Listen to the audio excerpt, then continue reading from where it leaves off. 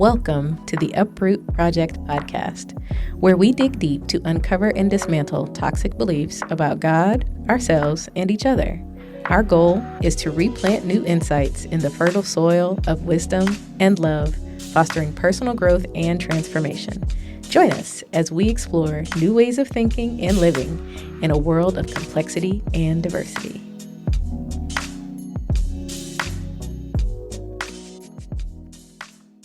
Hey, y'all, and welcome back to the Uproot Project Podcast. I'm Whitney, pronouns she, her, bad bitch. Christian, she, her. No bad bitch. No bitch.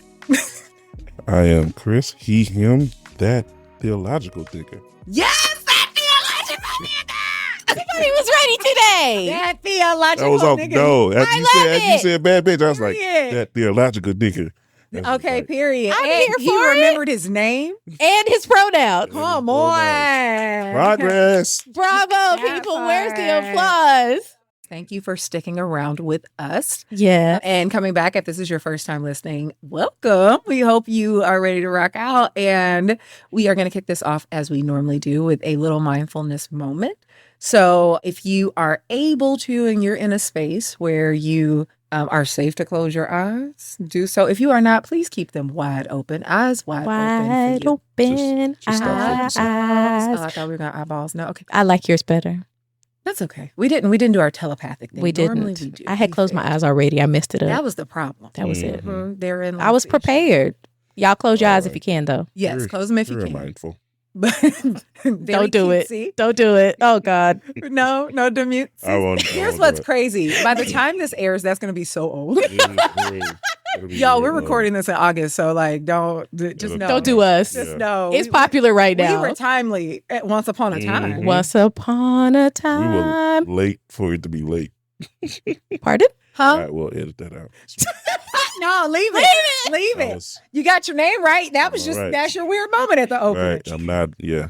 Y'all, we all over the place, but we are Mhm. going to go ahead and drop into our intentional moment. So if you can, and only if you can, go ahead and close your eyes.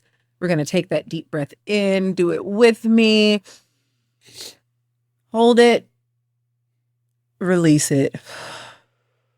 Ooh, that felt good. Let's do that one more time. And this time, before you do it, I want you to set an intention. So use this time in the intermediary.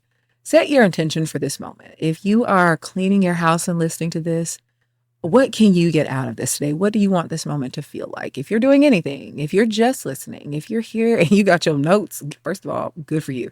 What is it you're hoping to get out of spending this time with us today? So we're going to take another deep breath. We're going to set that intention, and then we're going to hold it and then exhale. All right, here we go. So inhale and set your intention. Hold at the top and let that thing out. Let it all go completely. All right, let's start the show. All right. I was like, she was holding my breath. I was like, at this point, I intend to exhale. I mean, you know what? I hope you intend to exhale throughout, because there are certain rules for my house. And those of you who follow me on Instagram, which is nobody right now, Mm-hmm. y'all know is you can't die at my house. Mm-mm, keep breathing. You have to keep Right. breathing. Keep I said breathing. exhale, not expire. No, but if you don't exhale, don't you will exhale, expire. And that's involuntary. Like, why you setting an intentional? Well, I mean, you know what? If you want to be intentional about your breath throughout this podcast, I just want you to remember I to support be it. intentional about not doing it into the microphone. That part's over. Mm-hmm. Right. But I support your intention. Yes. So today, Providing comic relief to our mindful moment. Yeah. as We love that, usual. as you always do. So today we are going to be continuing our journey into the sin of certainty and to talking about toxic positivity and the problem with forced gratitude. My. Oh, goody, goody. So This Thanksgiving, avoid toxic positivity. No, but can we put you on blast? Like, can we put that on streaming? I mean, that's actually really good. You know who needs to hear this? Where the old people at? Like, where the boomers at? Are they? Because my mama's on YouTube. The Fix Your Yeah. Face crew. Yeah, like Oh. the boomers, the Xers, the old Xers. Where y'all at? These toxic positivity people. Because I think a lot of us got. Oh my God. We it's in got by control. them. We We did. did get got. But so they need to know before you show up to the house, hey, We can be grateful, but two things can be true at once, and boundaries will be set, beloved. And here we go. Let's explain to those who are unsure what it is. Toxic, emphasis on the toxic, because we're not saying you shouldn't be positive. It's the toxic that's the problem. Toxic positivity is the belief that people should maintain a positive mindset no matter how dire or difficult a situation is. And while there are benefits to being optimistic and engaging in positive thinking, toxic positivity rejects all difficult emotions in favor of a cheerful and often falsely positive facade. Faking and shaking. Faking it. Just a big old fakety fake. You're a phony. You're a poser. You remember we used to say, oh my God, you're such a poser. I do not remember that. You don't okay, was I the only one that was slightly into skater culture? I was like, you sound like a skater. Yeah, I'm familiar with the... I knew, I had my eye on a couple of skater boys and girls. You're a ravioli with an M on it. A mavioli? You're an imposter. Stop! Stamped right on the ravioli. You know what? And your dad jokes. Oh, y'all. Wow. I had no idea where that was going. Oh my God. Me either, but that was good. That was a good dad joke. You caught me off guard so hard. I'm just glad I remembered to move out of the mic. I think I did. Y'all know I squeal. And I cackle. Like a grease pig. Welcome to the Uproot. So we're going to be talking about some of the dangers of that, what it feels like, what it looks like, and how you can go into the holidays and, maybe not have to grin and bear it. Period. So let us begin. Where do we think this comes from? Why do people feel the need to never have a negative emotion? Or to pretend that they don't? Yeah, I think I have a loose theory on this. It's like this idea that like non-pleasant feelings are bad, right? Like it's a judgment. Right. On a moralized. Yeah. It's an indictment on your disposition towards life. Exactly. To not be happy all the time. Right. And it's like, no. And y'all probably gonna hear me say this too many times in this episode, but like two things can be true at once. Always, and I think usually. Oftentimes we exist in a society that struggles to hold two things, even if they might be opposing together at the same time as both true. Yes. And so, yeah, I think that's part of it, right? And so like this idea that like negative emotions, like if you experience a negative emotion, you are like a negative person, right? Or you're not trusting. Right. I think what I was saying was like how two truths can be held at once. Yes. Right. And how we struggle with that being a thing because it feels like almost like a negative plus a positive is like it's a negative. But like it depends on what the negative is. Exactly. Right. But like this idea that like, oh, it'll neutralize your positivity if you have a negative experience and you admit it. But that's not true. Like we don't have to speak lies about our experience. Now, what I will also say, I don't think there's a need to personalize or own a thing. Like a negative experience is an experience, right? It's not a characteristic. And I think that's part of why people try to put on the facade is because it's like negative emotion means negative me. Yeah. Right? Instead of I had a negative emotion, I'm just me. Right. Right.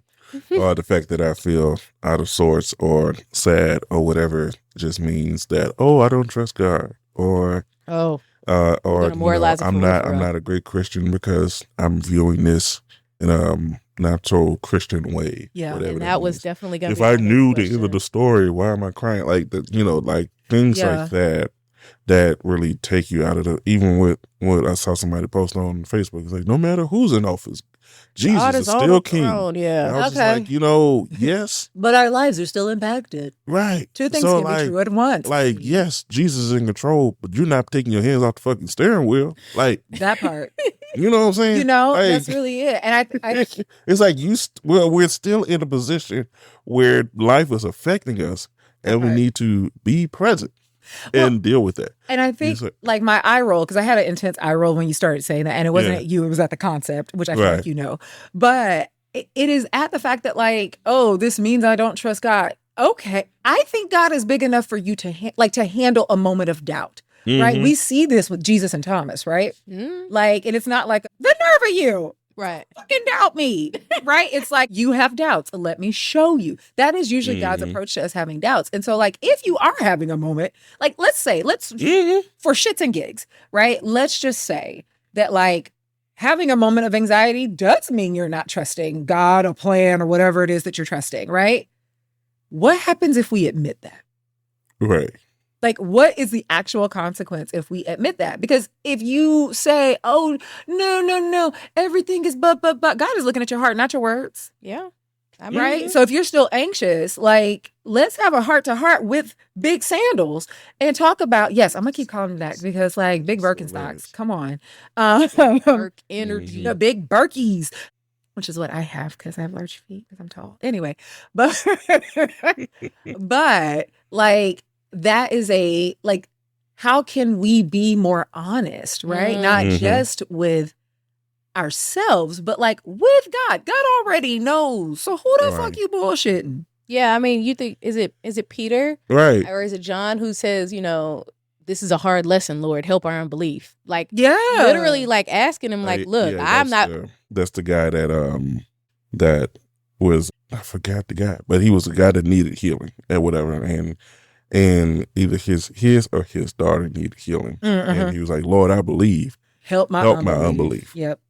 And I forgot the exact story. You better hold them both. I love it. True at once. I love it. Look, I believe. Yeah. But there's still some over here. Part of me that is struggling with this. It's like, I need you. I need you so bad. But I also am scared you can't do it. Help me think you can. Yeah. It's interesting. So I wonder, like... sorry. What you will learn about me is I will often start saying a thing and then I will not contradict, but I argue myself a lot. You'll think two things at once? Yeah. Yeah. I tend to think on both sides of every fence. And so the thought I had was like, what would be the sense if you had an ailment, right? Or an illness and you were going to the doctor and the doctor was like, are you experiencing, and lists off the symptoms. You decide that one of the symptoms is unfavorable. And despite the fact that you're experiencing, you're like, nope. Yeah. People do it. But that's what I was like, that's crazy. Then I was like, Whitney, people do that every day. People absolutely do it. What's interesting, so I'm one of those people that's lived like 17 lives. And in one of my lives, like I have worked in like substance use and substance use prevention. In a form of give me my lighter.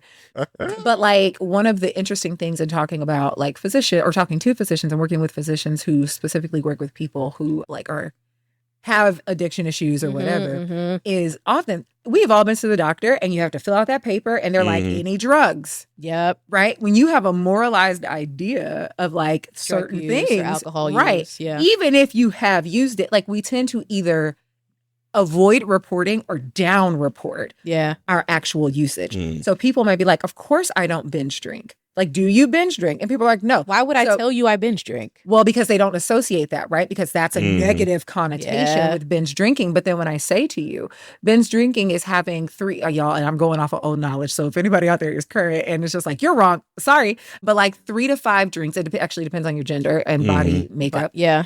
Size. They say gender, but height, weight, all that. All of that, right. And so, but 3 to 5 drinks within a 2-hour span. So then if I say that, and a drink being 6 ounces of like wine or 1 shot or one beer, shot, right? So then once we get, we have to start getting that specific in these things to actually get to the root of, are you binge drinking, bitch? Right. Right. Like you can't use words like that because people don't actually know what that means in a medical context. Exactly. Or they know what it means, but the pejorative tone of it, they don't enjoy, right? They don't want to be labeled as a binge drinker, the same way you don't want to be labeled as ungrateful. And so you may be experiencing a situation where like your lights are threatening to be cut off and somebody's like, oh, you know how I know you've been without whatever, how you do it. Oh, everything's, God is keeping me. Bitch, you about to be kept in the dark. Like, you about to be kept out. You about to be kept out. You about to be kicked out, And so like, those mouths don't get fed because right. Like this idea that gratitude is the only way. Now, one thing you got to know about me, I'm a big gratitude girly. Like I will find a moment to be grateful and then just end up tearing up. Just going like, life is so beautiful. Like that's, that is me on a very consistent basis. But you cannot just have gratitude without addressing the actual difficulties that you're experiencing because you never address it. And I was going to say, like, what is it? Like if you are a person who tries to, let me stop playing with y'all. So all three of us have, we neurospicy. We got fidgetitis. Most of us can't sit still, and we all have different ways of dealing with it. And if you heard something popping, that's my water bottle. And I apologize. I'm putting it on the floor in a minute, but I was thirsty.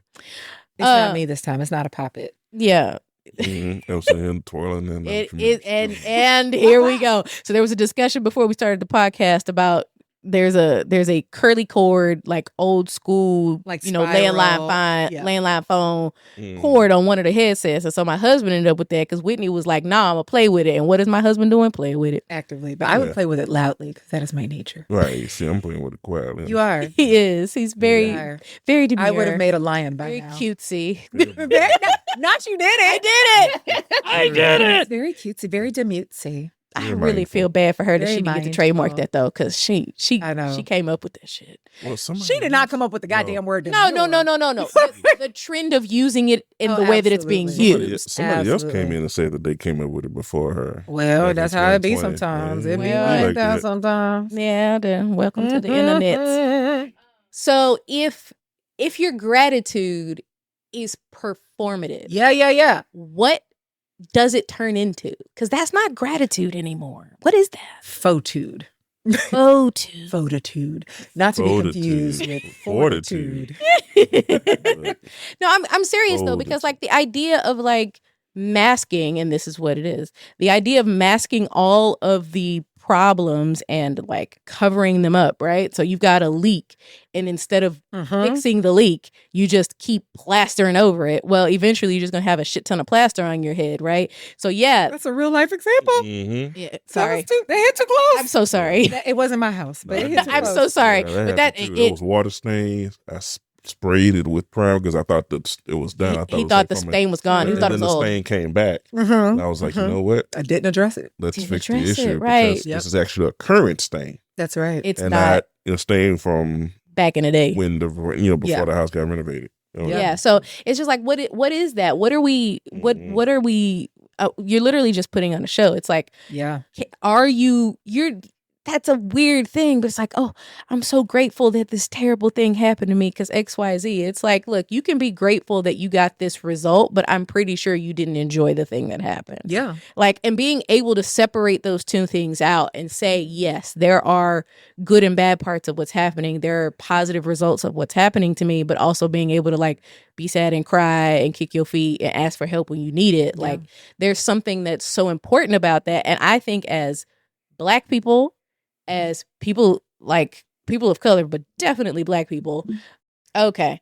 I think as Black people and people of color in general, definitely women, a lot of us are instructed and like groomed to not show any negative emotions. Yeah. To be as be a good girl. Don't give anybody a hard time. Don't rock the boat. Be quiet and good things will come later. Be demure. Like, they literally want you to shuck and jive. Yeah. Like, right. put on a show for me. Make me feel better. Like, that's the energy. It's like, oh, when your husband comes home, don't show him that I'm tired. And don't be his peace. And we need to circle back to that part. Because what the fuck? Because that is an inside job, dear. You say because I heard you say that one time. I think either was last time. We were recording. And he's like, "Yeah, I need to be his piece. I don't need to say that. I don't need to become legitimate issues." It's like, no. Yeah. I need you to say something so I can fix it. So we can actually have real peace, right? So because there is not. This piece is not real. No. Right? It's a negative piece. Your projected piece will never be. It's just quiet. And that's the thing, that's when I hear people saying, be my peace or whatever. And I think more when I may say it sometimes, you never heard me say be my peace. That is not what you say. I can't remember the phrase. You may have heard me say, I am free to be 100% me around you.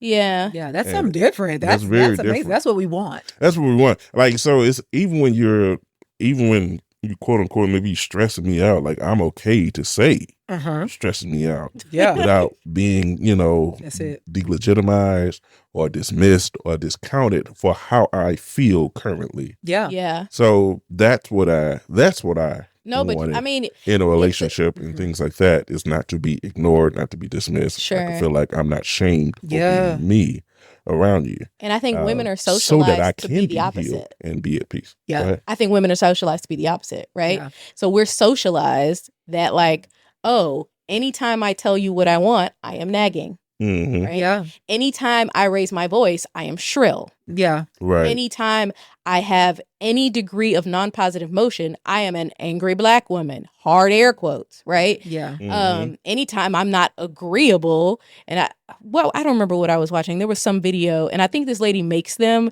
like to mimic other people's situations, but she makes like these office videos with cartoons, and it's like Veronica, maybe, yeah. And she'll make a video, and it's like somebody tries to come for her, publicly, and then she's like shuts it down because whatever it is not a thing, and they're like, oh, we'll take it offline. She's like, absolutely not. You tried to come for me in public. Why you not coming for them in public? And it's like, we'll take it offline. And she's like, absolutely not. Mm-hmm. We are not taking it offline. You wanted to embarrass me publicly? You can embarrass them publicly. We're taking it offline. And she was like, tell you what, I need you to put in writing that anytime you want to come for me, you do it offline.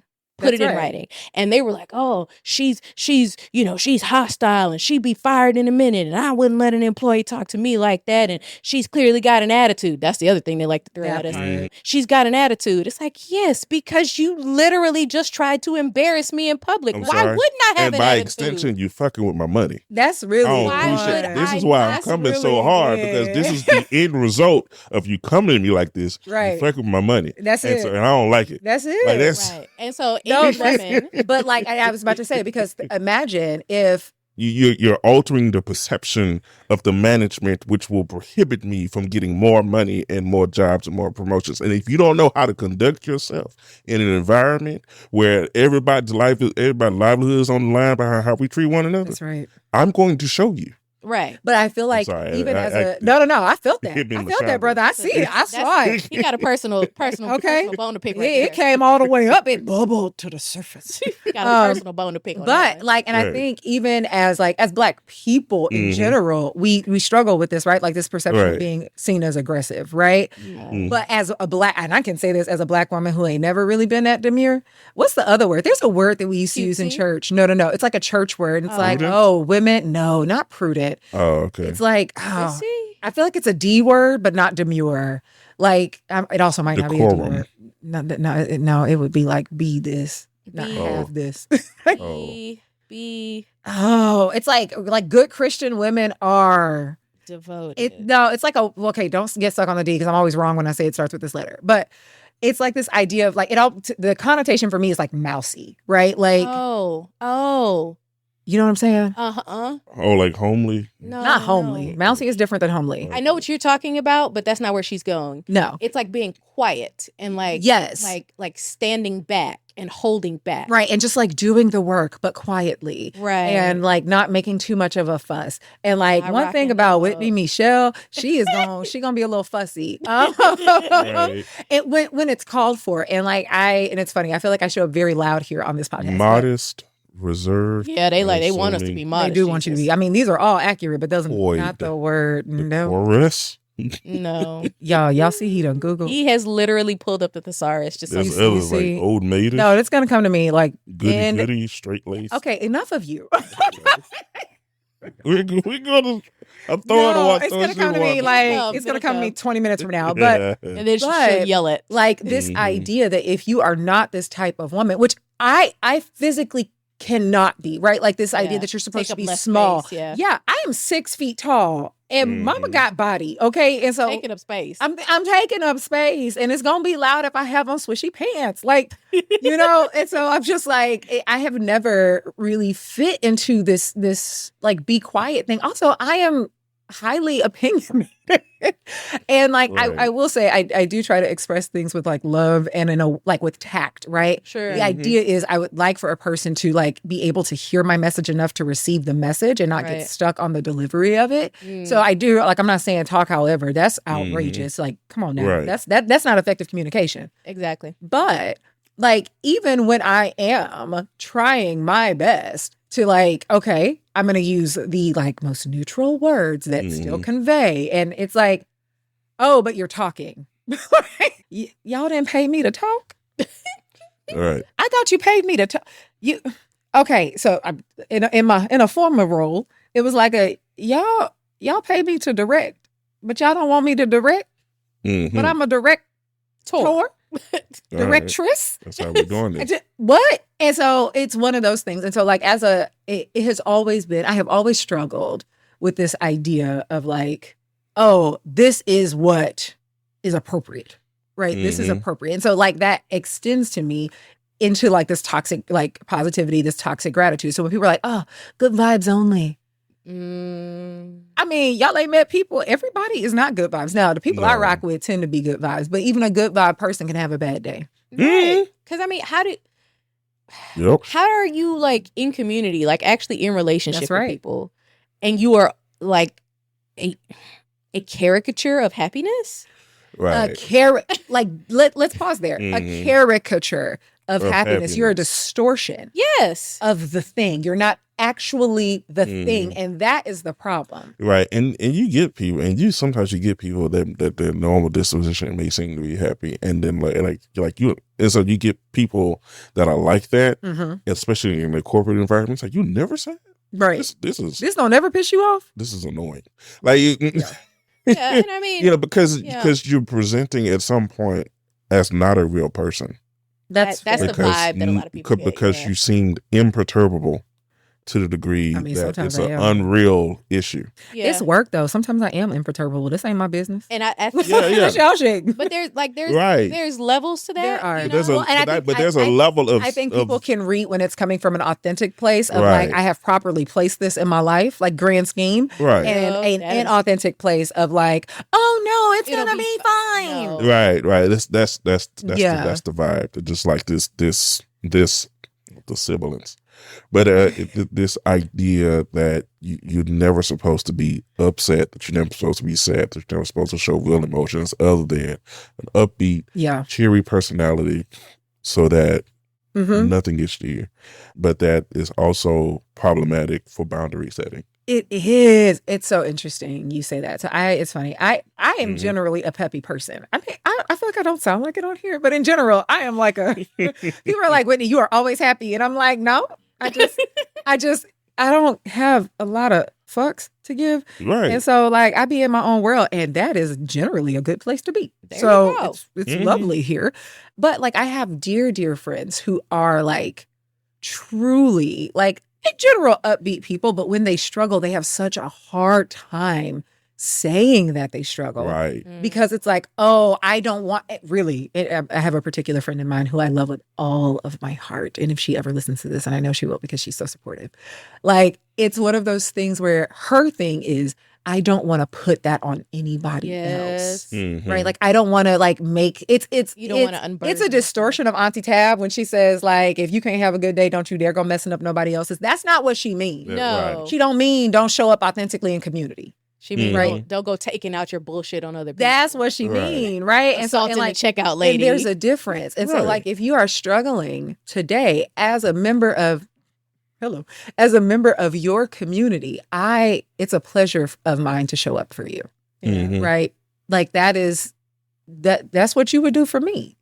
And I think that's what we forfeit, right? Yeah. One of the things we forfeit when we are focused on pretending to be a certain type of way or projecting a certain type of image instead of just being who we are is we forfeit support.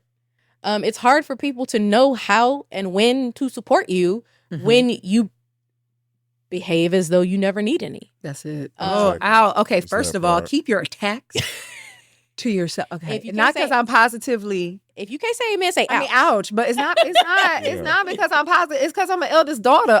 Did you know I learned I was a 5th generation eldest daughter at least? Wow, that's wow. Dope. Is it dope, or is it lots of generational stress? Yes, there's levels of entrenched stress. Like this idea, and it's so interesting.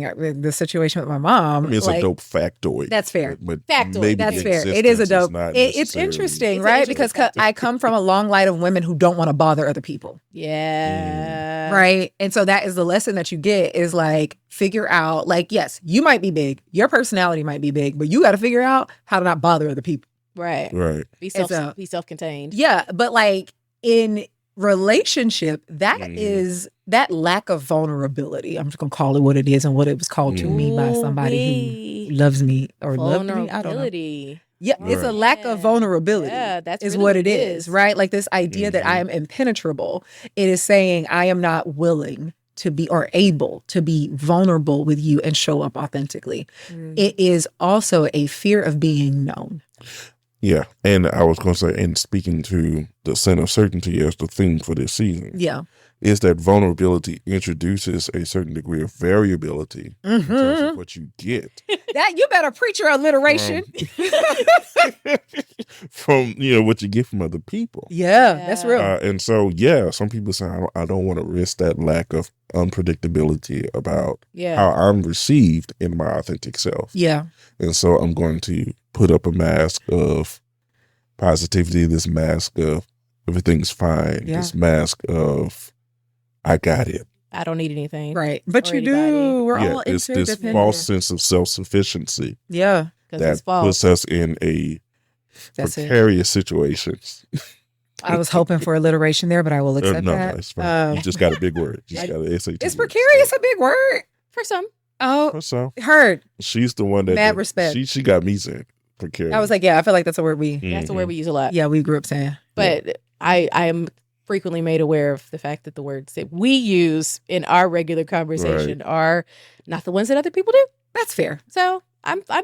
It's okay. I learn new words all the time, usually slang words, and then I feel like an absolute old ass lady just for being like, what does this mean? Crumpled up raisin. What does it mean? Somebody, and it ain't got to be like a new word. I'm just oh no, just something we missed out on. Yeah. I remember that whole give me my money. Just give me my money. Y'all seem to be having so much fun with this. I don't get it, but carry on. I am officially old, and I'm okay with that. Like there's a point where the generation just kind of drops off. Absolutely. Like, you know what? I've learned all I'm going to learn. I've hit it. About certain things. I don't know, y'all. I did pick up Riz, and I feel really. But what I've learned, I do Riz and I do riffing, but there are certain points where I like, okay, I'll adapt that, and then there's other shit that's happening. Just like that's fair. Nah, here's what I also like. Y'all remember when we were young, and it was like by the time the adults caught it, it was done. It was cooked. Right. And so like now I'm like, oh, now that I feel like I can successfully use Riz in a sentence. They're about to kill it. What you mean about to? I feel like it's got to be already dead. It has to be on the way out. Like by the fact that I have it, like I'm old enough to be somebody's mama. Absolutely.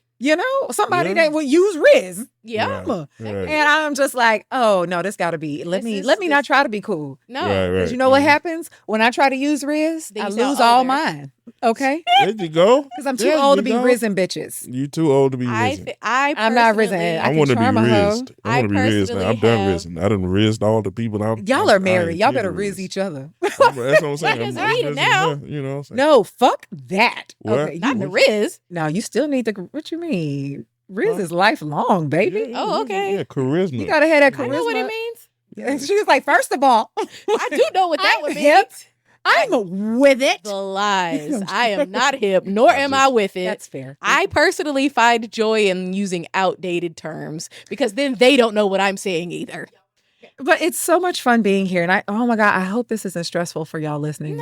Oh, for them? I hope this, y'all, if it's stressful, leave it in the hope y'all comments. are enjoying this. Yeah. Like, so yes, we be talking about serious shit, but we're also goofy.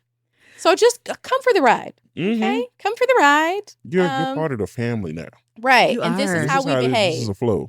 This is how we behave. We cackle. We talk about serious stuff. I be coming up here with our outlines and making preparations, and we be like, and then we get in like, what's the outline? Here's the thing: we're following the outline. We're not really looking. I've literally killed my battery looking at this outline. Don't you do it? I'm on number 4. You need to, just so we're clear. Yeah. Come on, number 4. I thought we were still on number 3. Well, we did. We skipped 2. Yeah. Oh, you know what? Because we're flowing. We did 2. No, I mean we skipped 2, 4. Not, yeah. But here's what I'm gonna say. Here, I will say this: what we find when we try to we not only lose out on support, we create more problems than we realize when we pretend that things aren't happening. Right. And here's what I mean: I am a master of suppression. Call me Suppressor General. That is something that I was trained into. It's an MSO. It's in suppression. It is the only extra degree I have. But that was something that was I guess you could say, bred into me. It was like socialized into me. Absolutely. To be a person who suppresses unpleasant or negative emotions. And occurrences. Yeah. Oh, yeah. Right. Black. I have so many blackout periods. I just can't remember half of the stuff to be happening. Not like drunk blackout. Like my brain is just like, we don't want it. Hippocampus just said, no, thank you. We don't want it. Kick. Such a fun word. Hippocampus. That's a great word. Yeah. But like there's a... It's like the Zoo University. Who? At the hippocampus. Zoo University. Stop it. Sorry. My bad. Go. Have you no shame, man? Yeah, zero. See what he was talking about with being with feeling so peaceful that he could just be himself. That's what he's talking about. This is it. This is it. Get you some. He done went to the Hungry Hippocampus. He did. North location. Get you some peace, yo. He did. I'm done. I am undone. Y'all are wow. Sorry, Christian, you were saying about your was. master's in suppression. Yeah, so like the idea is like that. if you just keep pushing down your emotions and then you pile religiosity on top of them, then they'll either go away, get better, heal magically, whatever that means. But in reality, when you suppress something, think about, I know everybody's seen the hydraulic press videos. When you press something down real hard, it does not disappear. It just oozes out around the sides. I'm a tumor. I'm a tumor. Pop up somewhere else. So, yeah, it's like, oh, I'm okay. I'm not bugging my husband. I also try to avoid him like the plague because I am in real life mad at him. Yeah. Like my What'd you say? Your eye twitching. Yeah. You have that, I forget what it's called. There's a reflex when somebody touch you and you like jerk away. I can't think of the right name for it. Grimace is what's in my head, but that's not it. Like you have these reactions to people because there's all this suppressed stuff down inside that you think it's like, oh, yeah, I haven't yelled at anybody. I haven't gotten mad. So it's good. And it's like, yeah, but the mad's still in there. The fact that you haven't let the mad out didn't make it go away. Didn't change anything. Right. And so when we have all this guilt around our negative emotions and we have all of this like masking that we're doing, all we're really doing is like moving what could have been a simple conversation. If you were here last week, you may have caught some of that. I don't know how much of that is available It's going to make it into the recording. However, we had some conversations where it's like, oh, it's so uncomfortable on the front end. But once you get through the front end, it's like, oh, this isn't a big deal. Yeah. And now I don't have to think about it anymore. Right. If you don't take the dog out to pee, at some point, it's going to pee in your house. It's going to be wherever it's at. This was the most granddad I'm just saying. analogy. I loved it. It was great. I'm obsessed. It's great. But that is it was such a pawpaw. It was. It was statement. It's very. You are just all set to be a pawpaw. In like 25 years. I was about to say he got a while to wait. Okay. I got a good 2 decades. Okay, minimum. Yeah, maybe like a great uncle or something. Yeah, a grunkle. Oh, grunkle. You'll probably be a grunkle in a few years. Right, I've been an uncle since I was 10. Yeah, so you definitely on grunkle train. Yeah, you're on grunkle train. You're on grunkle train. 12 for my little nephew. So I mean, I've been. Yeah, he's on grunkle train. I've been on the. So he's prepared. So that's why your ass so old, because you've been old. Been old. I was born sleep. This is why we're married. You were born. I was. This sleep. is actually not. They thought you were dead. They thought I was dead. This nigga said, actually, you're disrupting my nap. This is not a joke. No, if you know my sisters. No cries. Just naps. I actually didn't cry either. Apparently, I was looking at everyone in their face and was just like, what is happening? And then I didn't go to sleep the entire night. And I was like, first of all, I've been nocturnal. Second of all, I've been nosy. That's on brand. I've been nosy my whole life. Since 1985. You've been taking it all in since 1985. Right. Looking at every side of things since 1985. Y'all see why I'm tired? It's a lot to behold. So much. So much to behold. So if we're That's why you're tall. You needed all that space. Sorry. I didn't understand that one. To take it all in. I got it. I didn't like it. I'm sorry. I didn't get it. Now I get it. I didn't want to, you know. I apologize. So when we're talking about they're so dumb. Sorry, Christian's trying to keep us on track. Please, friend. I'm sorry. This is my ministry. I have always been the person who has been assigned to trying to keep people from getting derailed. She says that until we go on and we get lost in an hour conversation about a book she read. No. Okay. So that's different. right? I'm talking about like where we're supposed to be on a timetable. Oh, fair. Oh, yeah. okay, yeah. So I'm like, I mean, technically, you did have a timetable. You had to go pick your kid up, and then. But I started moving in time to get my kid. You did, and you kept talking about this book that you hated, and it was awful. I will never read. It was so bad. If you want to know what book I'm talking about, you got to follow me on Storygraph. Book Assess Mommy.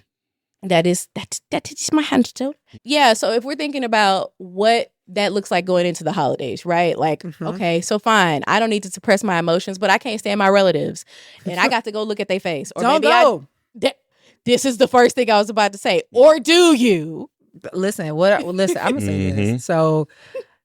Family is tricky, right? Like for so many of us, not for everybody. Some people got amazing families and everybody just gets along and it's just rainbow sunshines and like unicorn poop, right? But like for some of us, it's a different story. A different thing. And so one of the things I started doing, let me give credit where credit is due. Okay. So one of my dear friends, Junlin, hey boo, I love you, has been hosting a Friendsgiving since she was in college, like way back at Baylor.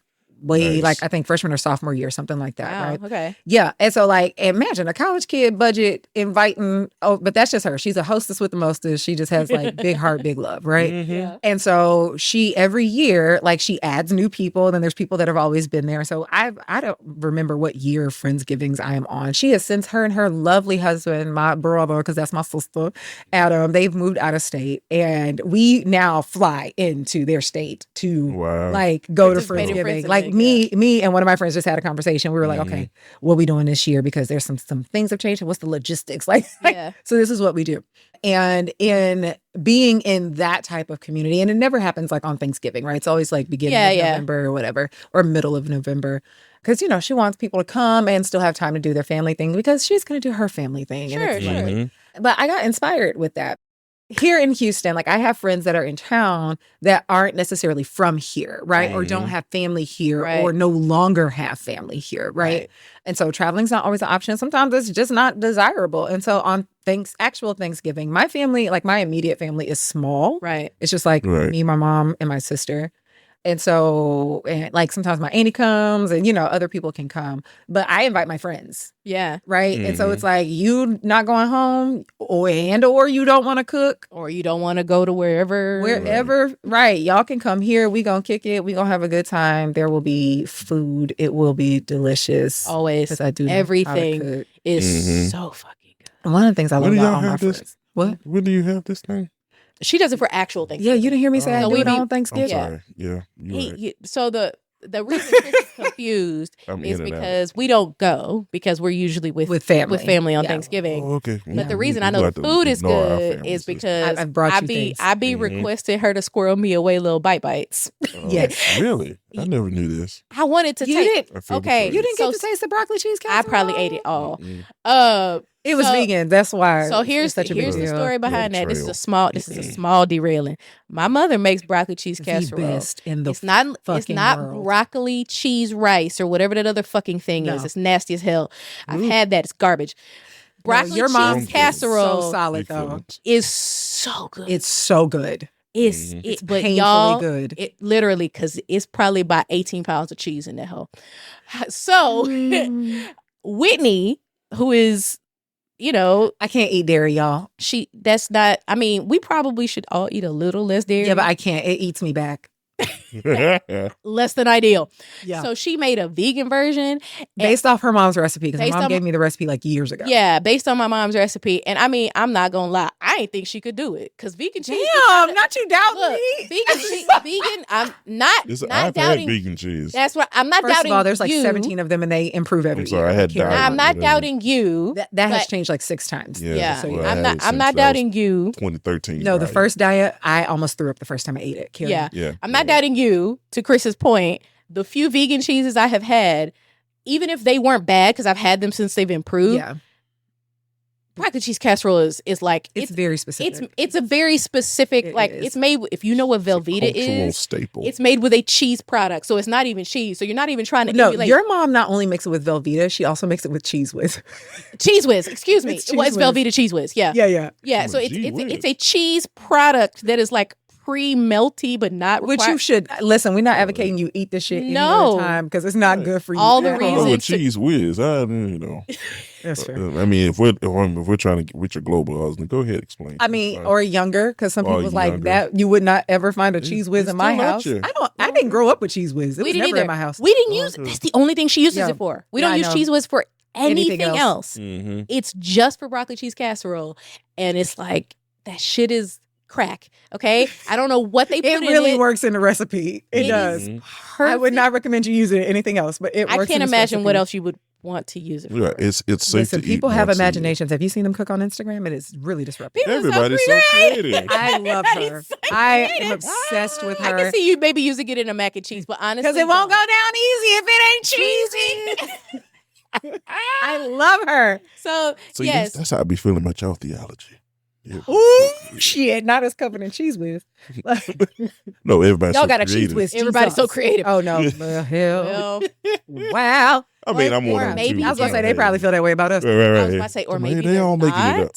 And that's the problem. They're not creative. We're gonna talk about syncretism next week, though. But carry on. That's next week. Yeah. But the point was that that's why Chris hasn't had it, because when Whitney brought it, she wanted to see like how close I thought it was to the broccoli cheese casserole in my mind. And it was pretty damn good. I was like, it is not the same, but this is so fucking delicious. I wouldn't be mad. Like, I owe somebody a pan right now because they've been begging for it for like 3 months. And I'm like, this is a holiday food. And they're like, I can eat it anytime. I was like, no, but you shouldn't, because if you want me to make it, it takes effort. So it's a lot of, and then like I have to like make my own cream of chicken. Oh, the soup from scratch. Yes, cream of chicken soup from vegan scratch. Oh, right. And I can, and it's vegan, and nobody ever knows. Well, people know because people know I can't eat dairy, but they're so like the mac and cheese hits like everything because it gotta taste good. Because baby, I'm from here. She makes greens that I actually want to eat, and this is not that my greens are fine. I don't dislike my mother's greens. I don't brag on before people come for me. Okay, I just feel like greens are kind of take it or leave it. I use them to like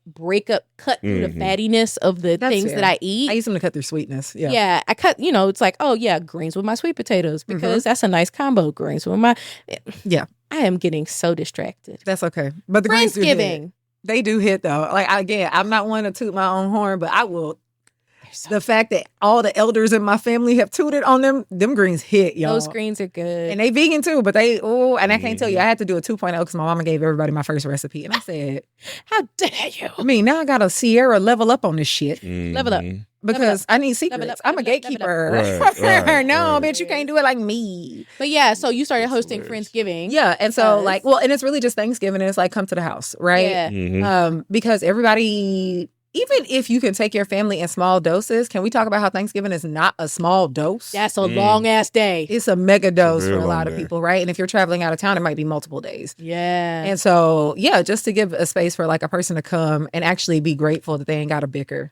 And like we do, one thing we've always done in my family that I have brought to Friendsgiving, or Thanksgiving with friends, is that we do go around, we talk about what we're grateful for. And I think like the beautiful thing about gratitude, genuine gratitude, is that like it begats gratitude, right? And so like, oh, you thankful for, and Junlin does this too at Friendsgiving, and it's always so beautiful. And I always have something like, I feel like mine's always an outlier, like, oh, I am grateful for this hard ass lesson I learned. But I do that'd be real shit. But like that type of, I'm gonna stop whacking the mic, but I talk with my hands. It's real tough. Please don't whack the mic. Oh. Sorry, it's hilarious. But like this idea that genuine gratitude will actually spawn genuine gratitude, and genuine gratitude doesn't come at the exclusion of any realistic issue. And I think like as we get to talking in these spaces, like that also happens, right? Like Absolutely. You can actually show up and I mean, if you know me, you already know like I'm pretty honest. Yeah. And I'm gonna cuss a lot, but I'm gonna be real. Like I'm not gonna tell you some shit I think is bullshit. Like I will never blow hot air up your skirt unless you want me to. And sorry. I feel like my whistle. She's single, y'all. But I'm not available. Not available. I'm single, sorry. but I'm not available. Yeah, single but not available. Not to you. Unless you. That's it. No, we are on tape. Oh, I said tape. Okay. You did say tape. Right. We're millennials. See? We're millennials. I love it. We say shit that is now obsolete. Confuse the children. We're millennials, TM. Okay, that part. I don't think we can. So when you're talking about like that type of healthy gratitude, like being able to be like express your thankfulness, for lack of a better word, because we already used gratitude like 18 times, being able to express your thankfulness for who you have around you, what's going on in your life, or just being here, and also being able to acknowledge that everything is not perfect with any of the things in your life. Yeah. Like being able to hold those things in tension, but also be able to talk about them in public, like it's really powerful. Well, and it is. And I think like true gratitude can change perspective. Absolutely. Right? Like honest gratitude can help you put things in the right order or in the right place, right? And so even though this thing might be over here and it is kind of like the thorn in your side, if you will, when you have the true picture of gratitude, it's like, okay, yes, that thorn exists and I will work on that thorn, but like life isn't shit because of that thorn, because all these other things are also happening at the same time. Yeah. Right? I'm having a full experience. Right. And even to pick up on your thorn issue, when you talk about even the thorn of the flesh, that where we get from Paul in 2 Corinthians 12, 1 Corinthians, 2 Corinthians 12.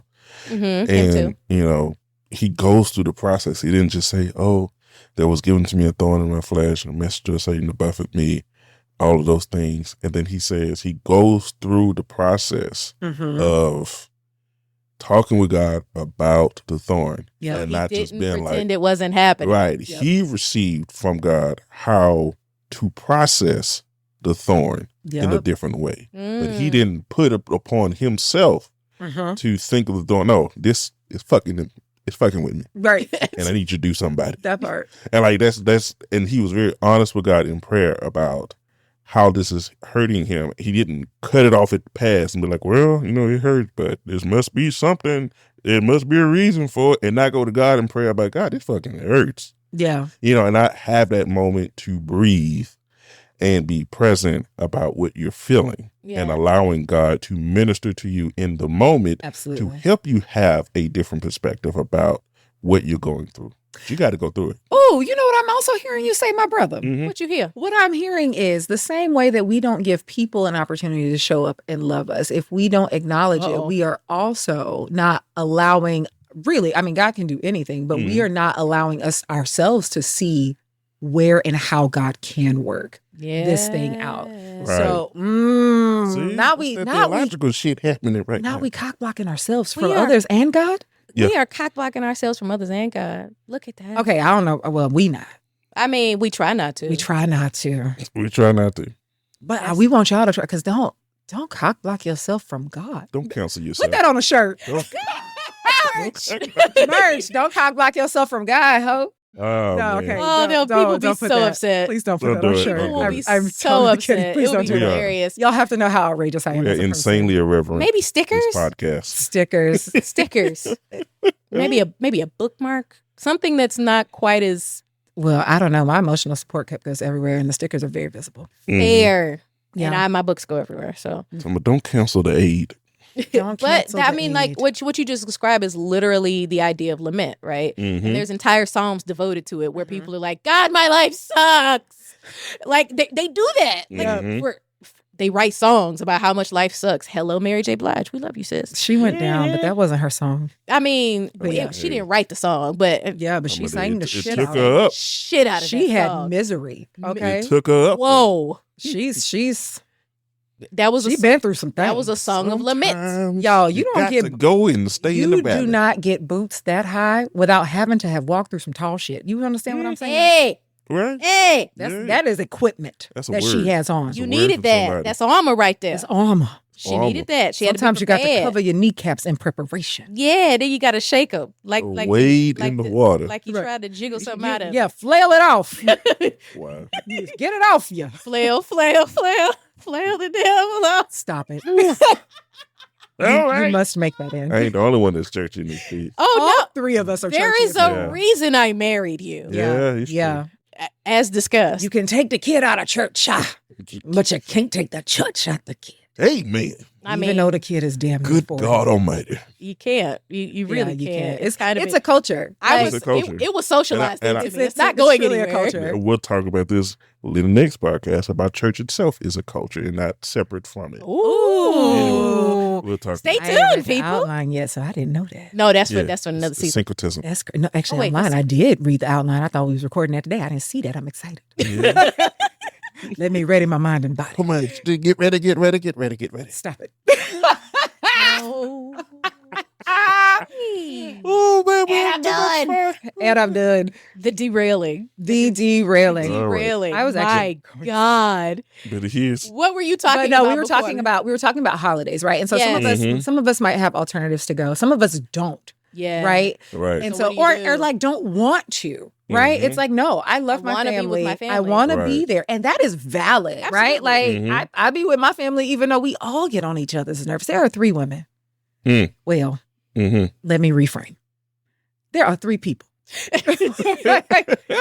There are 3 people because we are absolutely respective of gender identities, even when we fuck it up. So my apologies. But and we gonna get on each other's nerves. And there's a lot of history between us. We've been around each other our whole lives, with the youngest one being the latest addition. But me and my mom have been around each other for the last, almost 39 years, right? Right. And so literally she told me the other day, she was just like, you know me so well, but I guess that makes sense. Yes.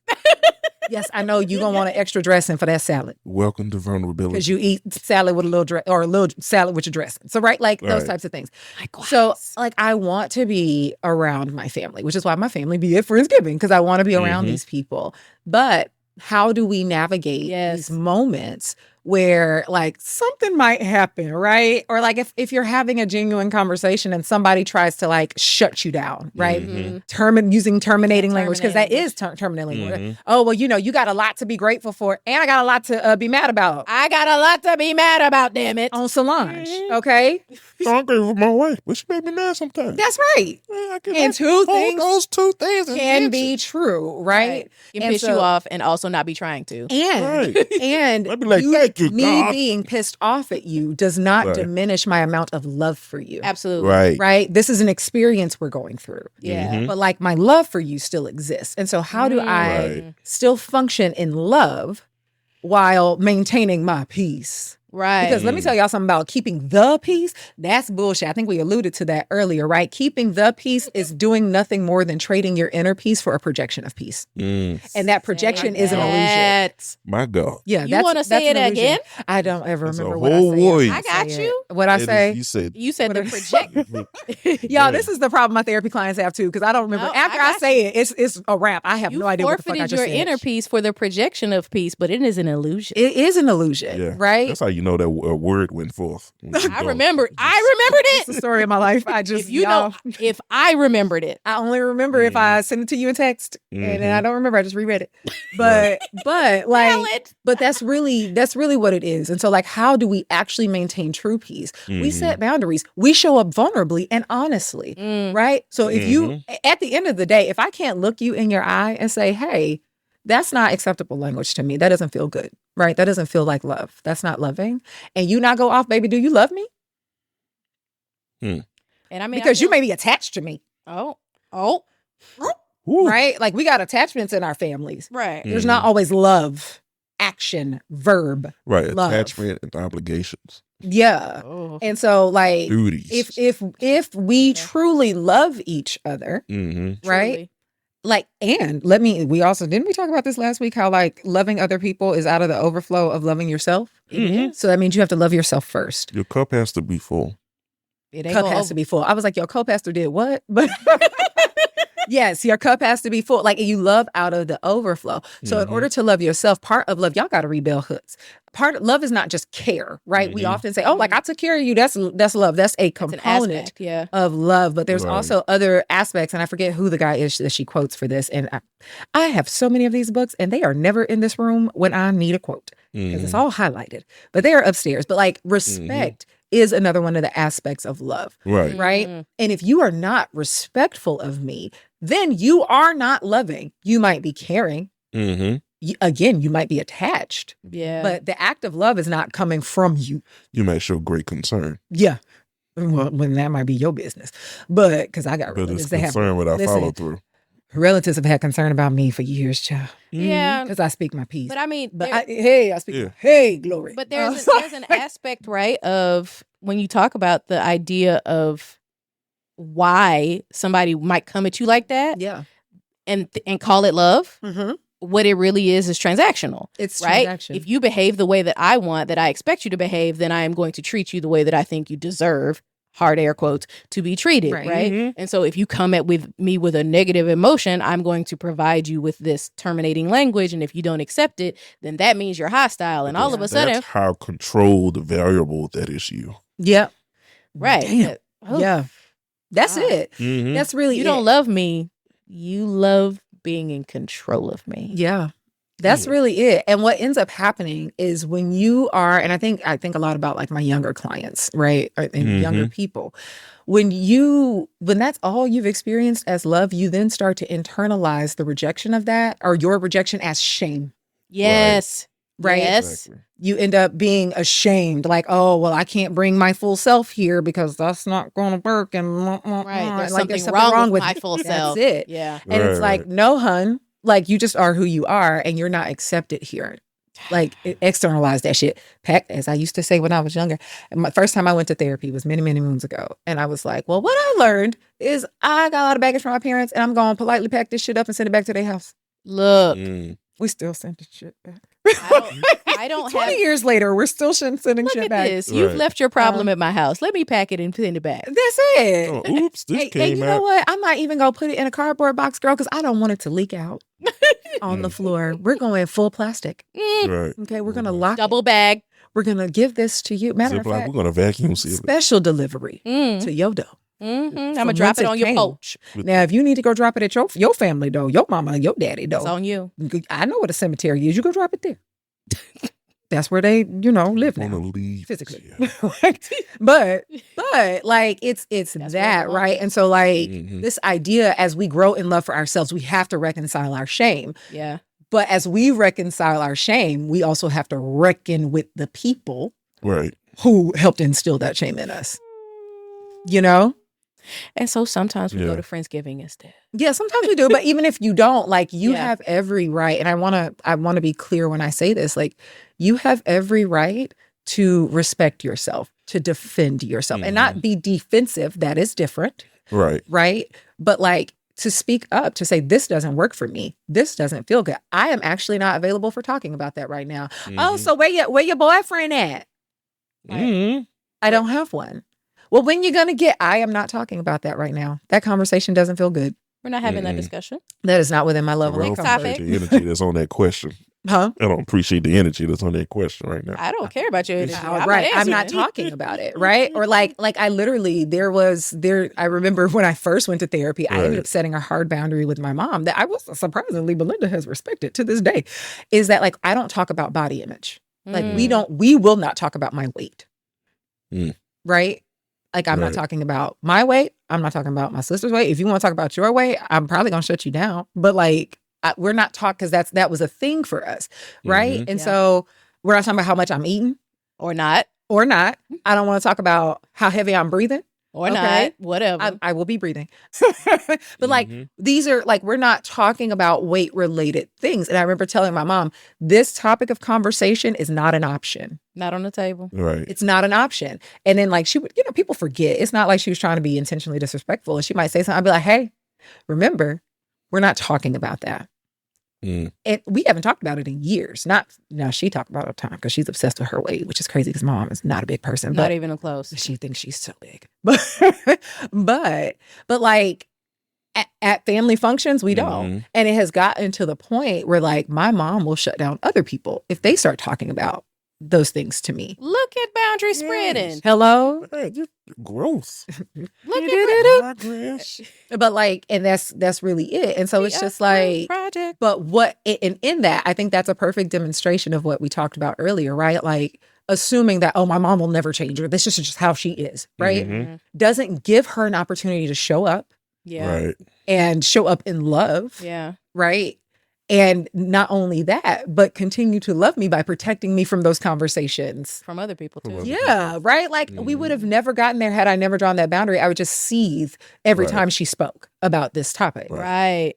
But now we don't have a problem. Right. And I want to say, I didn't know that was an issue for you whenever I made that joke earlier. What joke? Oh, about you being tall, big and needing the space to take space. Oh, no, that's different. I'm tall. I can't. Okay. No. All right. No. So I just wanted to make sure we're that good. I heard you and I'm processing. You know what? And I appreciate you checking in on that, brother. Yeah, I was like, that's a great example. It's like I know she was cheery about it. I feel like there's some deep. No, I would have told you. Okay. All right. See, because she's not me. I was like, I'm pretty direct. I am pretty direct. I'd be like, hey, this doesn't work for me. Love you. Mean it. Doesn't work. Mm-hmm. But I mean, that is a really good example of how to be in spaces and interact with people that you love, that you care about, that you want to be around, but that you don't want to have certain conversations with for whatever reason. Yeah. Whether it's because they think you too skinny, too fat, or in the middle. That part. Or because they don't like who you date or don't date. Whatever the thing is, like, hey, I'm not having discussions about my relationships. I'm not having discussions about my weight. I'm not having discussions about my politics, my religion, my whatever. Yep. And if they continue to talk about it, be like, okay, well, we're done now. And I'm going to go have some more cake. I literally had to shut a coworker down. I was in Chicago at the time. And he wanted to talk to me about politics or whatever. Because he was watching some on Fox News. Oh, God. Tomato. And about Bernie Sanders. Tomato. He's like, how we going to find the money to do this? I was like, the same money we found to fund wars. And I walked off. Period. And then he kept following me. It's really very simple, sir. He tried to follow her. And talk to me about it and stuff like that. And then he started talking about Obama. I was like, we're not having this conversation. Right. And I literally had to raise my voice. I've done it at work. We're not having this conversation. I had somebody say something. You asked me a question. I responded. That was the end of it. Right. Yeah. This conversation has ended. I've done it. And it was somebody I considered a friend. They said something that was so ignorant, racist, and xenophobic. And when they said it, I stood there with my jaw on the ground. And then they dropped but not you. Oh. And I was like, all right, dog. You know what? I literally said, I cannot have this discussion with you, and walked away. Yeah. Mm-hmm. And I think that is I didn't have the energy and I wasn't going to do it. Listen, y'all get so many good examples of like how to terminate these conversations. One of my favorites is, I wish to discontinue this conversation. I love it. That's the one. I say that so much. I love it. I say that so much. I wish to discontinue this conversation. I'm not about to do this with you. It's like, and if you choose not to discontinue, I'll walk away. He couldn't hear me. Well, yeah, no. When people chase you, sometimes you got to turn around and be the bear. Yeah.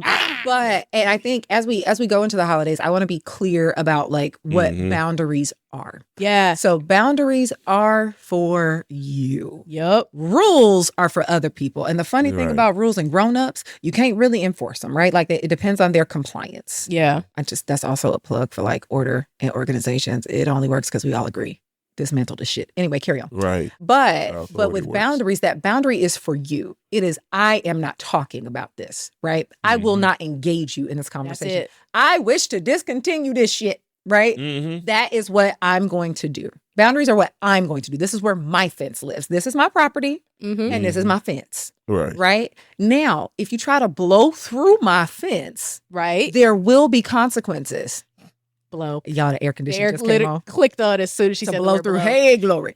But if you want to blow through my fence, I will not allow you to do such. Because I worked really hard to build this fence. I don't know if y'all know anything about building fences. They're expensive. And they... Hello? Building fences is expensive. Yes, and it's time consuming.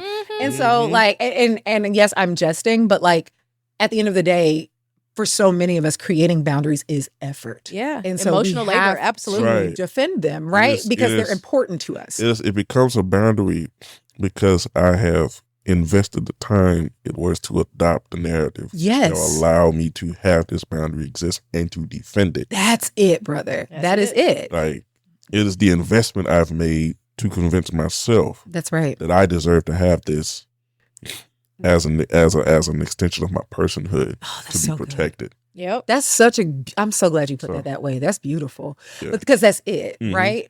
And it's not about like, oh, I'm rigid or no. This is the investment I made. I am protecting my investment. There we go. Think of protecting your boundaries as protecting your emotional investment, right? And if someone doesn't respect that boundary, they can leave. You can leave. Yeah. This is something I learned as a as a kid. Agency, right? As a kid, there were so many rooms that I like didn't have agency to not be in because like you got to be at school or you got to be wherever, right? Like you don't got a car, and we didn't grow up in like a public transport heavy city, right? So like you got to get a ride. So one of the promises I made myself as an adult is that like I will leave any room in which I am not comfortable. Period. And I've done that in work situations. I literally, there was one room I physically could not leave because they would not give me my credit for being there. It was a training. Oh. And so I sat under the table to leave the conversation. Wow. I've deleted myself from this conversation. You better protest by sitting under the table. I absolutely sat my black ass under that table, and I was joined approximately 30 seconds later by one coworker, and then several other people came from other tables to sit under my table. I was like, that's crazy. This is a two-person table. You had your own table, bitch. You could have sat over there. He's a leader. Look at that. I mean, that's what my kindergarten teacher said. But like, that is the thing. And if you will not respect me in the way in which I need to be respected, because like this is a need, right? Like if I didn't need this, I wouldn't be going to bat. Like you said, it's an investment. The energy, you know? If I didn't need this, I wouldn't have said it. Yeah, right. If I don't care about it, it's not a boundary. That's just a sidewalk. Right. It's like an imaginary line, like, I don't know, a border. And so...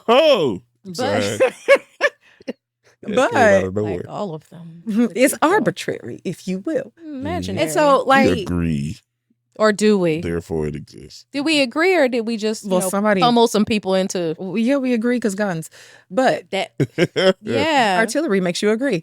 Shotgun Whitney, keep going. Hello, alliteration. But different, right? Because it doesn't sound quite the same. There's a word for that. There's a word. I can't remember it. I don't know. Fudge pops. Y'all see? I didn't cuss.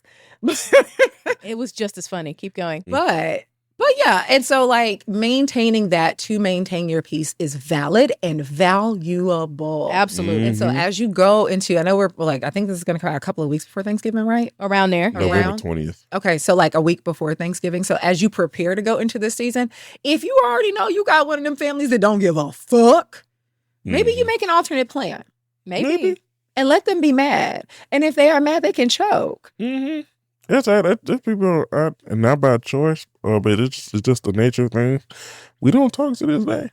I mean, we may say some things high about it on Facebook. We're cordial. Yeah. Because they're I used to, as go to certain events, family events as a kid for extended family. Yeah. But because our grandmother was very connected to the side of the family. But when she died, not too many people. A lot of people just let us know how they felt about us as kids.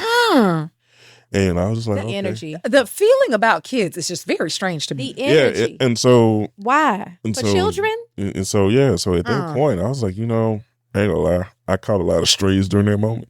During that, and I was just like, I know this ain't about me, but because this is my family, it's directed at you. That's right. And so I'm not gonna be a part of it. Yeah. I don't have to. And, you don't have to. You don't have to. And so I fuck with some cousins here and there. And I'm involved and stuff like that, but sometimes I see some shit going on. Yeah, that's my side of the family. They having the little family unions and stuff like that. I can get no invite. That's fine. Right. And I'm okay with that. I'm okay with that. Sometimes we have to learn to love from a distance. Yeah. Like, absolutely. and I don't want to be dismissive of that. Like loving from a distance, like the boundary is the thing that allows you to remain in relationship with people. Right. It is not like to prevent people from penetrating you. It is, this is how we are going to function if we are going to function. And if you say, I'm not going to function like that, okay. Then we won't function. Then we won't be in relationship like this. And in order for us to be love, like to have love between us, instead of enmity or tension, we're going to have some distance. We're going to have distance. That's how we're going to maintain this love. That's why we can be cordial. That's why I can wish, I can wish I stopped talking with my hands. That's how I can wish the best for you. Right. Because you over there. You haven't had the chance to like be in my me off. Right. Or not even piss me off. That's minimal. Violate me. There you go. Violate. Attack me. Ask weird questions without the context of why you shouldn't be asking that question. Hello? Oh, God. But when are you going to have babies? When are you going to get married? Why you been around? Oh, it's a very long story. Somebody told me, did I tell you this? Somebody told me, one of my great aunties told me this, at my daddy's funeral. Oh, Jesus. which girl, why were you here? Wrong side of the family. But literally, I think that is when she found out, like, I had gotten divorced. And do you know, she told me, she was like, I could whoop your butt. Me. For getting divorced? Yes. And then she was like, your granny would, my granny loves me. Let me be clear. Don't be putting words in her mouth. Also, you don't know. As a matter of fact, because she's not here, she's free to love me even more. Hello, you understand? And so anyway. I'm just like, it's crazy to me that you would fix your lips, in the words of my granny, to even say this, first of all, at all. But right now, today, without any context. You have no context why my marriage ended. Right. None. You have to this day, you have no context. And it's not your business. Throwing like random shit. And I just be like, all right, you know what? One day, you're going to die. And sorry, not that like you're going to die and I'm going to be grateful, but like one day you're going to die and you're not going to be here. So I'm just choosing to appreciate the parts of you I like. For now. Like I'm choosing to love the parts of you that are lovable. Right. And the parts of you that violate are my not, boundaries. The parts of you that try to violate my, because also boundaries must be expressed. That's a rule of boundaries. You can't have a boundary and tell nobody. And then that's crazy. That's being like, oh yeah, come on through the backyard, and they'd be like, oh shit. You'd be like, why the fuck you knocked my fence down? Right. I didn't. Why you? What, I didn't see it. I didn't know. Right. I was driving in the dark. I had no idea that fence was there. We're over an invisible fence. That part. You didn't construct that shit in public. Right. My damn, your property. They didn't know it was your property. Now she do know. Because there's no fence. She and I have had fallen out since I was like 16 off and on. And so, because apparently I was a disrespectful child who just respectfully told my opinion about how you should just respectfully leave me the fuck alone. That's the other word they like to throw at kids who didn't disrespectful. It's me. Hi. I was really disrespectful until some point in college, everybody wanted me to talk to their baby and give them advice on how to live their life. Me. Who? You want me to talk to your child? When did I become the one with my head on straight? I'm disrespectful. Oh, it turns out I'm actually respectful. I just don't take no shit like my granny, who y'all know and love, and didn't take no shit like my big mama. Because remember, 5th generation, eldest daughter, and this bitch, none of us will accept. 3 of us are the eldest children, and the 3 that are the eldest children don't take shit. Right. I can't speak for the 5th generation. I didn't know her. That was my granny's granny. Yeah, right. So that's and she loved her deeply, which led me to believe she didn't take no shit. Because my granny didn't take not one iota of shit. People growing up, we grew up in Christian and I grew up in the same church. People growing up in church would be like, I thought your granny was so mean. And I'm like, because she didn't take no shit. She has a stern disposition. Absolutely. She was very nice. So very sweet. Kind. Like my granny, man, my granny would give you her last and wouldn't talk about it. Wouldn't even not tell you it's coming. She just gonna do it and walk away. You don't even got to argue. You don't get to argue with Rosetta. Here's the interesting thing about that. Right? Because we're talking about toxic positivity. People who would perceive your granny would not presume that she is positive, right? She is not the picture of, we never found the right word for the perfect godly woman who's demure and meek and whatever. But like meek. Oh, is that the word? I told you it didn't start with a D.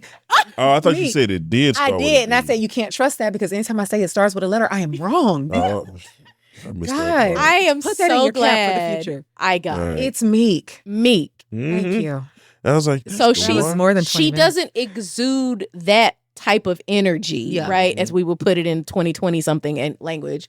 However, she is an incredibly kind person. Absolutely. Who believes in investing in other people. Absolutely. And so like that this idea we have that if you project yourself a certain way, then that means you are this type of person. You can project kindness and be a straight up asshole. You can project niceness. Excuse me. Nice is like kindness is real. Kindness is honest. You can protect positivity. Yes. You can project happiness. Project it in a way that nothing is wrong with me and everything is fine. And I am gracious and I am grateful and all of these things, but you are a jerk. You are a jerk. Right. And like jerk. I also want to say you can be a nice jerk. Like the thing about niceness is performative kindness. Exactly. Right. And so I don't actually give a shit about being nice. People are like, that wasn't nice. Okay. You didn't, and that's the thing. You don't. The nice is nice for what? Was that Drake that said that? Did he? Nice for what to these niggas? Oh yeah. Nice for what? Yeah, Drake. Y'all, did he come out after 2009? He was on top. Yeah, it did, friend. Yeah. Oh, yeah, that bounce music. Big bounce. That was a good song, too. Yeah, well, I mean, Yeah, piping up on these niggas. Gotta be nice for what city? Oh, I have heard that. I was like, it's very popular. I have. You know why I've heard that? Because it's in Body Jam 90. It is. It's the one that I trained on. It is. Y'all, I used to be a dance instructor. Yeah, it was fun. It lasted for like 30 seconds because of the stupid pandemic. I was about to say until the pandemic hit. Yeah, but I had fun, and that was the release I trained on, and it has that song, and that's the only reason I know that. Yeah. So, but like, nice for what? Like, what though? But kindness is sometimes tough, right? Because kindness requires honesty. Kindness requires vulnerability, right? And so, like, for me, this is my perspective of love. I feel like I've been talking so much this episode, y'all. My bad. I'm gonna be talking next week. Yeah, Chris gonna be talking next week. You gonna hear all of the bass. We gonna be so we gonna treble y'all out this week. We gonna treble y'all out this week, and next week you can prepare for the quiet storm over here. Chris show. That theological nigga. That theological nigga. TTN, Period. Theological nigga is gonna be heavy hitting. That's my title. That's not PhD. TTN. What was I about to say? Oh man, niceness is performative. Yeah. I was gonna say niceness is performative. Kindness is not, and kindness. Oh, the thing, love. Effort. This is what I was gonna say about love. So this is the perspective I have come to take on love. Right, in order for love to happen, you need all the information available. Right, and so like if I hide something from you, then I am not equipping you to love me. Right? Because now you don't have all the information to love me from an honest place with the reality of what actually is. That is an unloving act. Right. And I think that's also true, like directed towards ourselves, right? Like if we hide and run from parts of ourselves, like that is also not self-love. No. And so for me, if I'm going to show up fully and be seen, y'all, oh Lord, the lessons. I told y'all I learned a lot this year about myself.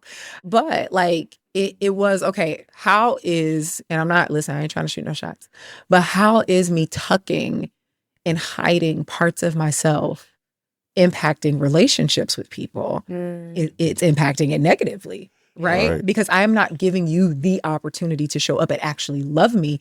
I am creating like a facsimile of the world in which I would like to be loved. Yeah. Right? That doesn't exist. Yeah. Love the me I wish I was. Yes. Or love the me that I feel like you need me to be.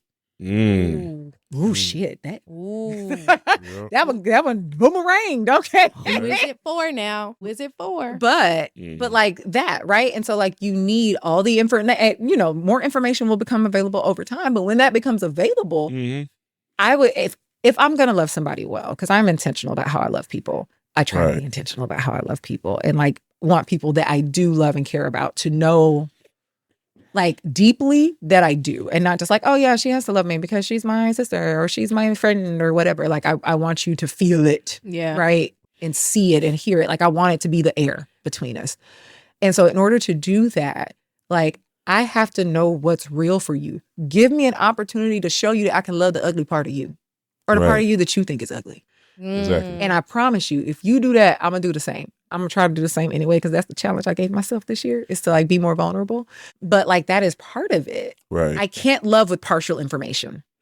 Yeah. And when you talked about hiding yourself from yourself, it brought up, it's about this idea of, even in Christian theology, where we're talking about, in regular discourse, about killing the flesh. Yeah. About killing the sinful nature, as it were.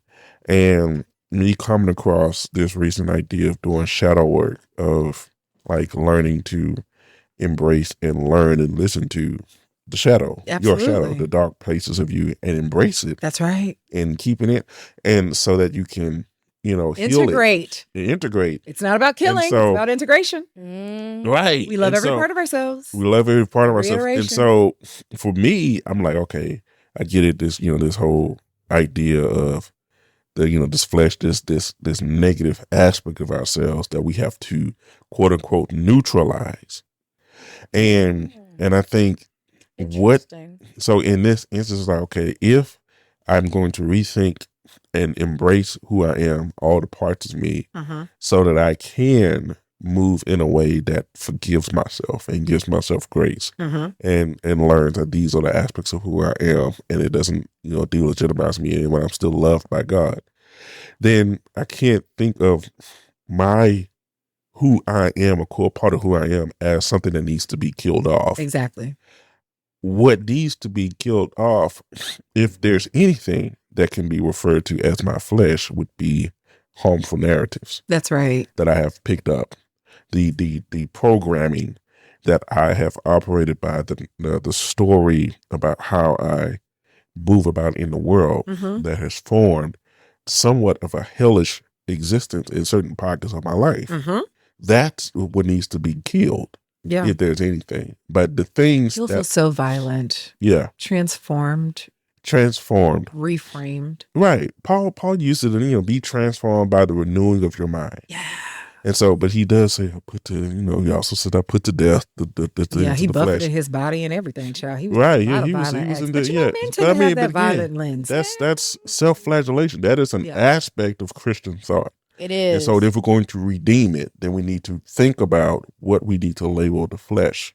And sin. We didn't do that. I think we need to contextualize like sin. We are, That's the process. That's what we're doing with the tree. You know what? You're right. We're rethinking, reprogramming. It's coming. Unlearning. Yeah. But it's coming out progressively. Yeah, it is. Because we're a progressive community. Y'all got to see this silly ass look he got on his face after he did his plug. He's so proud. He's so proud. It was a toothless smile. He got teeth though. He does have teeth. Yeah, but there's definitely so much of, and I mean, I think that was one of the main reasons that we chose this topic specifically for Thanksgiving, but in general, is that is a hallmark of the faith, right? Yeah. And the faith practice that we grew up in, right? Is very much to kill things that we have decided I'm going to say it again, not that God said, that we decided were negative aspects of our personalities. Yeah. We were trying to excise them in some way, right? Remove them and change them and alter them or like cover them up. But as we talked about before, Paul was not talking about trying to cover shit up. Right. He was very much a take it to God and get it handled kind of guy. Yep. That was the energy, right? And so for him, if I think about like him talking about killing parts of things, right? Yes, very violent language, right? But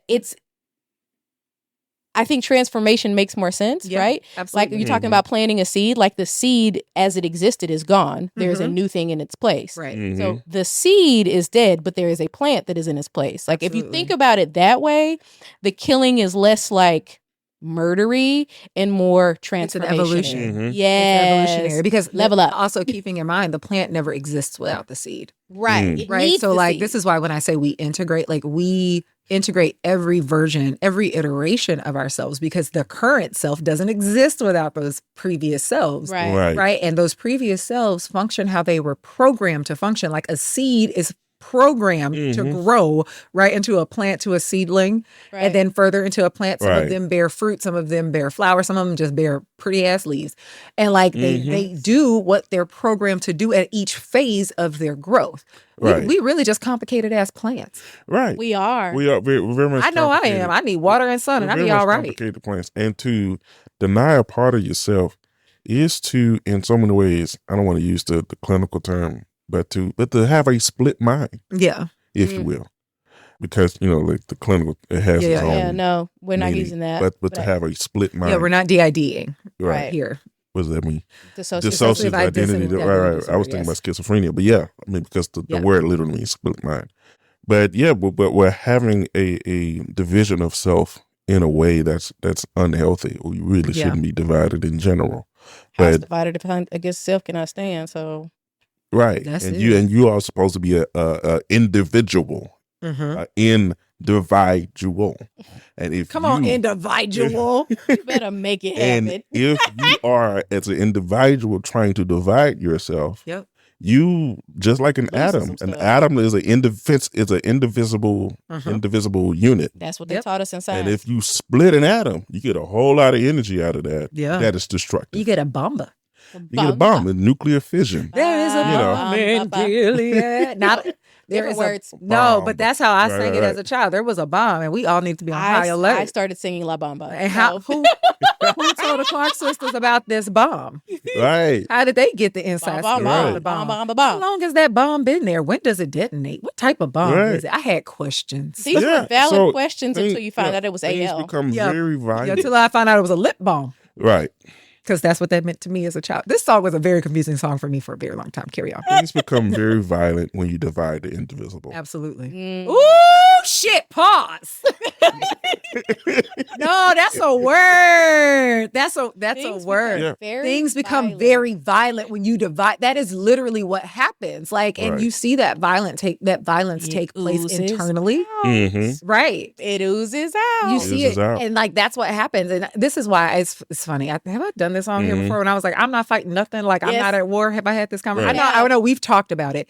But we'll like, see if it gets kept in, and you may need to say it again. But yeah, like, so this concept of like, like, so when I'm like, oh, it's not because I'm a big softie. Because if y'all know me, I mean, okay, I'm sensitive, but I'm not a softie. Like, I am. When I said I'm that bitch. Yeah. Like, you stand up for what you believe in. I identify as a bad bitch.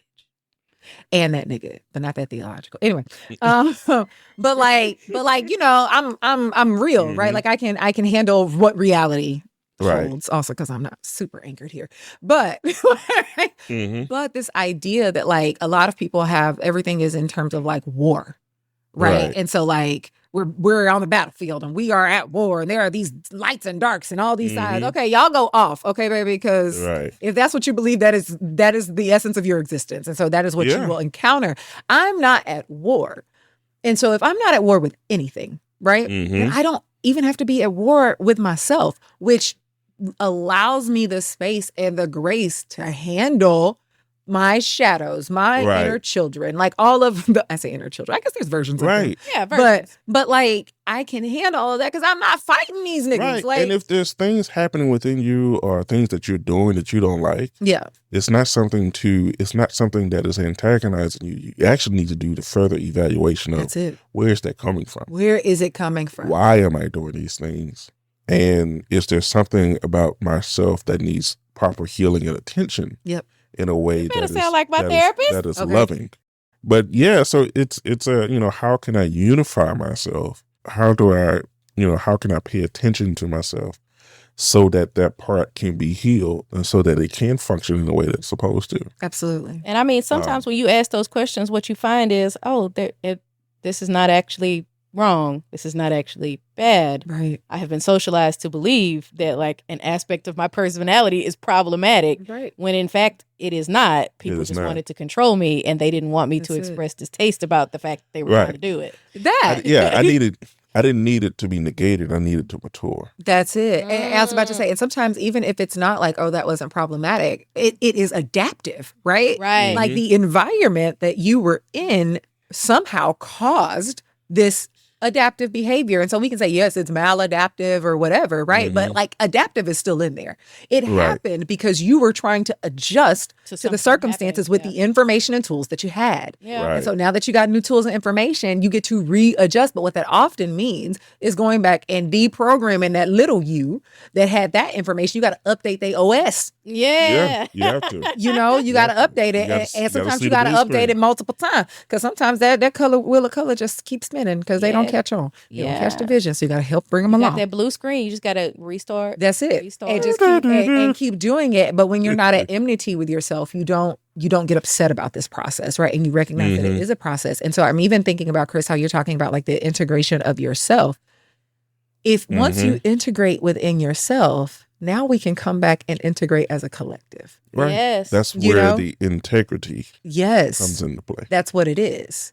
And so it's like, how can we exist in community without that integrity? We talk about this often. So I also co-run an organization. And one of the things that we talk about is like, when we do community-based work, right? Right. And so in that, when you're working with community, you're working with 17,000 personalities and like, y'all might have one goal, but the how of how we're going to get there is might be different. Right. So, and some people's how is, some people are more difficult because they're not integrated, right? Mm-hmm. And so they may seem like the problem kid, that destructive energy. They might have destructive energy, like uncalled for. Sometimes we need that destructive energy, but like it seems like they're it's like a constantly misplaced destructive energy. Right. So like, but this is why we say you got to do, if you're going to do collective work, community work, you have to do your individual work because you have to know when it's you.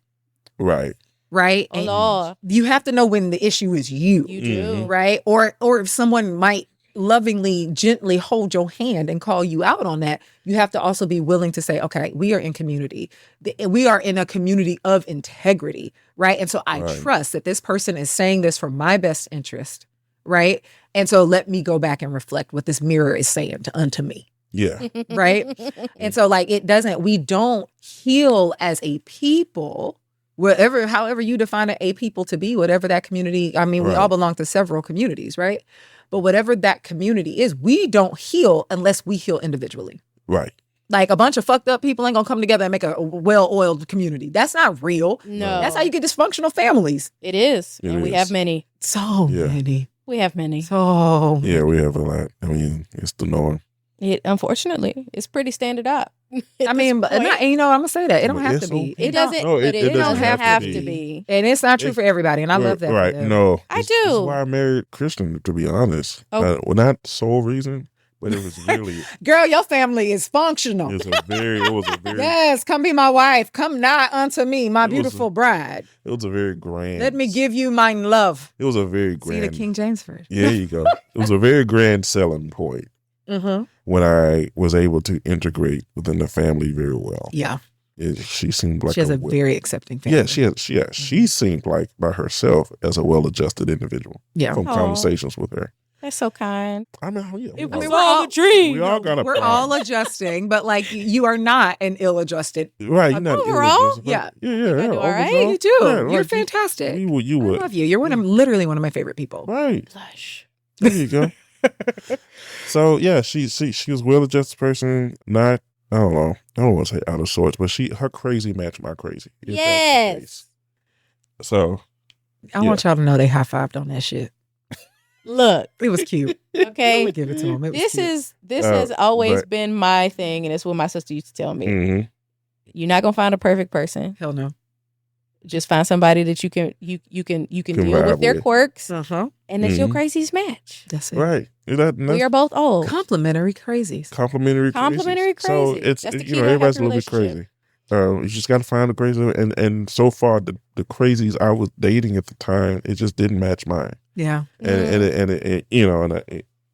I had to grow to a point to where I never wanted to be like, well, it's all them and it's never me. It's like, no, if I keep changing, girl, like I change underwear, like something's wrong with me. Even if you didn't, can we pause there? Yeah. Just a PSA for the people. Oh, sorry, my bad. Even no, not your bad. I'm interrupting you. My bad. Yeah. But the PSA is if you with somebody and it's always their fault, baby, why are you there? And not to be like, oh, you need to leave. No, okay, yes, sure. You need to leave. But why aren't you? There is something in there that you are getting out of this. Mm-hmm. So that's still something. You still a participant in this dynamic. If you are in the dynamic, you are a participant in the dynamic. So baby, it ain't all them. It ain't all them. By default. Carry on. It ain't right. And so so they were talking about, coming out of a relationship and you're like, okay, it's not right. I'm also dating the same type of person. That's why. Okay. All right. Pause. We need a new type. We need a new type. God, give me a new type. That's basically what I said. With a big booty. That's my prayer. Yes. I didn't even pray that. But God, you got it. I heard you. Because Christian got a big old butt. All right. I thought I told you I'd be true. Say what? Christian got a big old butt. I was like, oh. So I'm leaving. Yeah, I didn't even pray. I just prayed. I just said, God. I can say that because I'm her best friend. Oh, God. I said, God, I'm tired of the BS. I'm just going to focus on doing whatever I'm supposed to be doing out here. I'm done. I'm done trying to date. Yeah. I'm done trying to find someone. I was like, okay, I am a legitimate person, whether I have somebody or not. And I'm going to focus on whatever it was that I was supposed to do. And so that's what I did. I just found contentment was in community at church and teaching and stuff like that. And then a wife happened. And then a wife happened. It just happened. It just happened. Happened upon his timeline. Yeah, it was on. Yeah, happened to be on my timeline, and we just started chatting, rekindling, and then a fire grew, and then here we are. And I was like, oh, a controlled fire. A controlled fire. It did not consume everything. No. Not like some of these crazy movies. Right. You're saying. No, it doesn't burn when I pee. But anyway. Ew, Christopher. I'm taking it out.